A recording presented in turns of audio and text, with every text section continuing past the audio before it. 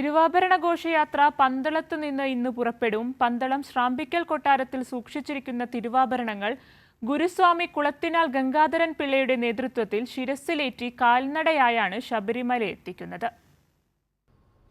പന്തളം വലിയ കോയിക്കൽ ധർമ്മശാസ്ത്ര ക്ഷേത്രത്തിൽ നിന്നും ഉച്ചയ്ക്ക് 1 മണിയോടുകൂടിയാണ് തിരുവാഭരണ ഘോഷയാത്ര ആരംഭിക്കുന്നത്. കുളത്തിനാൽ ഗംഗാധരൻ പിള്ളയുടെ നേതൃത്വത്തിലുള്ള സംഘമാണ് ആഭരണ പേടകങ്ങൾ ശിരസ്സിലേറ്റി ശബരിമലയ്ക്ക് നടന്നു നീങ്ങുന്നത്. 12 മണിവരെ ഭക്തർക്ക് ആഭരണങ്ങൾ കണ്ടുതൊഴാനുള്ള അവസരം ക്ഷേത്രത്തിലുണ്ടാകും. തുടർന്ന് ആചാരമായ ചടങ്ങുകൾ പൂർത്തിയാക്കിയ ശേഷമാണ് തിരുവാഭരണ ഘോഷയാത്ര ആരംഭിക്കുക. പരമ്പരാഗത തിരുവാഭരണ പാതയിലൂടെ കുളനട, ഉള്ളന്നൂർ, ആറന്മുള വഴി ഐരൂർ പുതിയകാവ് ക്ഷേത്രത്തിലെത്തും. ആദ്യ ദിവസം പുതിയകാവ് ക്ഷേത്രത്തിൽ വിശ്രമിക്കും.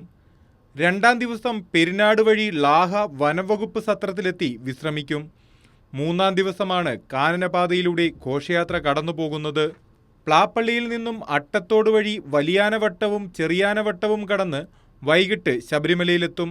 ജനുവരി 14-നാണ് മകരവിളക്ക്.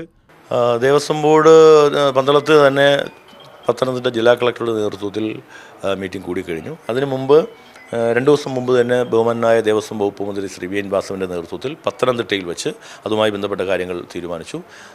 12-ാം തീയതി ഉച്ചയ്ക്ക് 1 മണിക്കാണ് തിരുവാഭരണ ഘോഷയാത്ര വലിയ പന്തളം കൊട്ടാരത്തിൽ നിന്ന് പുറപ്പെടുന്നത്.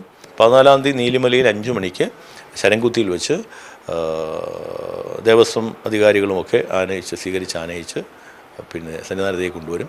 സന്നിധാനത്ത് 6:15 കൊടിമര ചോട്ടിൽ വെച്ച് ബഹുമാനായ ദേവസ്വം വകുപ്പ് മന്ത്രി ശ്രീ വി എൻ വാസവനും ദേവസ്വം ബോർഡ് പ്രസിഡന്റും മെമ്പർമാരും എല്ലാം കൂടി അതിനെ സ്വീകരിച്ച് ആനയിക്കും. മകരവിളക്കുമായി ബന്ധപ്പെട്ടുള്ള മുന്നൊരുക്കങ്ങളെല്ലാം പൂർത്തിയായി എന്ന് പോലീസും അറിയിച്ചു. കൈരളി ന്യൂസ്, പത്തനംതിട്ട.